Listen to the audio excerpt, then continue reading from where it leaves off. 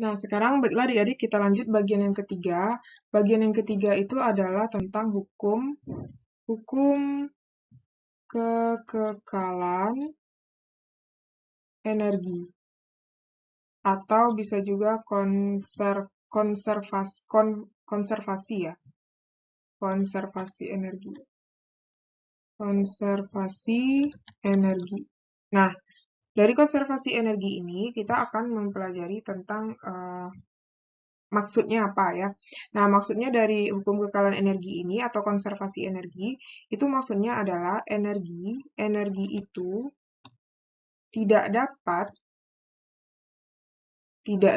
diciptakan dan tidak dapat dimusnahkan. Nah, dia hanya dapat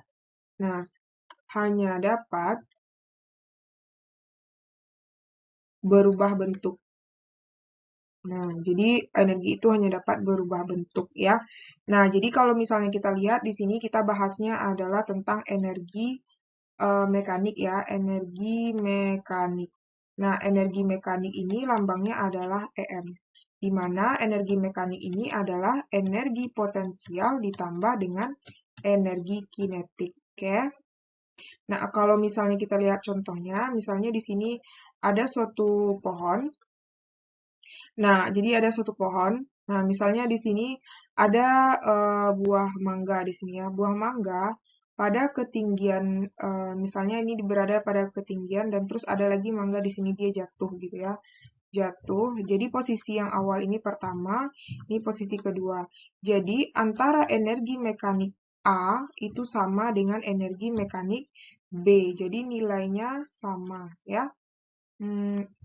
Posisi di A akan sama dengan posisi di B karena dia adalah penjumlahan dari energi potensial ditambah dengan energi kinetik. Oke? Nah, untuk lebih jelasnya nanti kita bahas penjelasan lebih lanjutnya pada slide kedua.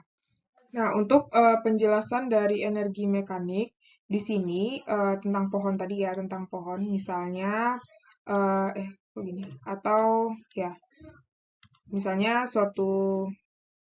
ini ada suatu pohon. Nah, di pohon ini ada suatu buah mangga berada pada ketinggian H. Jadi ini posisi A dan misalnya di sini ada posisi B. Nah, jadi kan karena kita membahas kekekalan energi mekanik ya. Kekekalan energi mekanik berarti energi mekanik di titik A itu sama dengan energi mekanik di titik B. Nah, berarti energi mekanik kita udah bahas tadi kan, EPA ditambah EKA sama dengan EPB ditambah EKB. Nah, EPA itu jabaran rumusnya apa? M kali G kali HA. Ditambah EK itu apa? Setengah kali M kali PA kuadrat sama dengan M kali G kali HB ditambah setengah M kali PB kuadrat. Nah, jadi itulah jabaran dari energi mekanik, kekekalan energi mekanik. Nah, kalau misalnya dalam persoalan ini, benda ini jatuh bebas, otomatis V di A ini nilainya 0, dan H-nya ada kan, ini HA bernilai H, dan di B ini berarti yang 0 apa? PB-nya nggak mungkin 0, tapi HB-nya udah pasti 0, karena dia berada di tanah. Kalau kita ganti di sini, jadinya M kali G kali HA, ditambah karena VA-nya 0, berarti ini 0 ya. M kali G, nah HB-nya kan 0, berarti MGHB ini 0, ditambah setengah M PB kuadrat.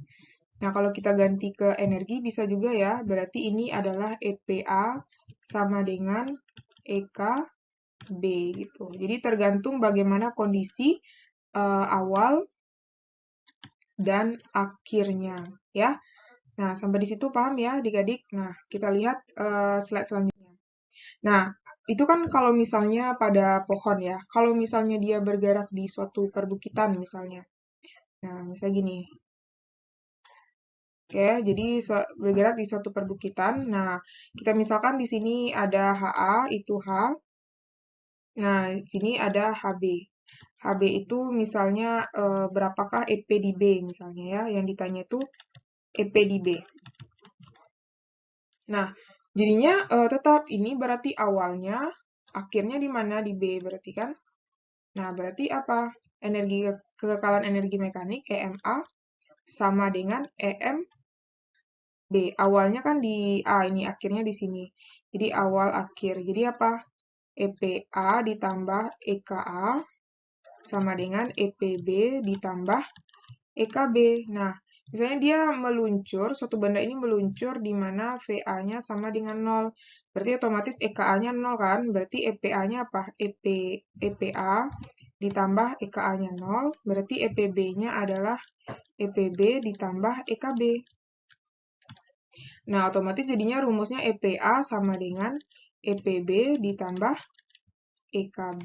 Nah, kayak gitu. Nanti tinggal dijabarin aja EPA itu apa. Kalau misalnya kita jabarkan, EPA itu apa?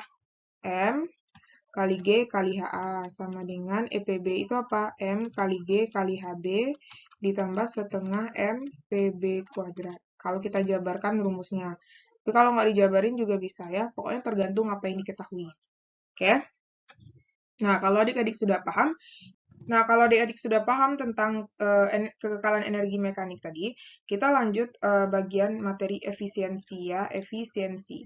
Nah, dalam energi itu kita akan membahas efisiensi, di mana maksud dari efisiensi itu adalah dalam kenyataannya energi itu tidak seluruhnya berubah ya, ternyata ada yang hilang gitu kan.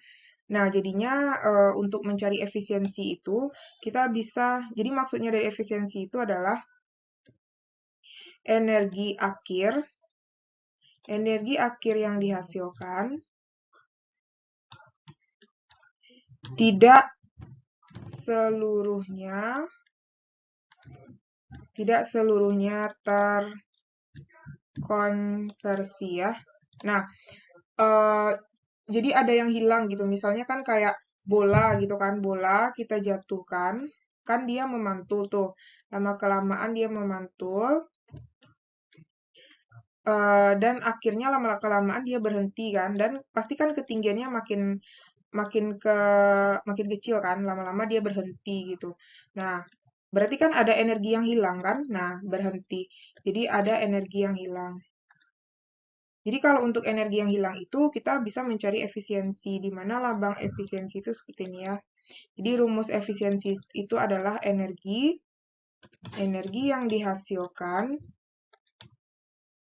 dibagi dengan energi yang diterima, ya, dikali dengan 100%. Nah, jadi itulah rumus dari efisiensi.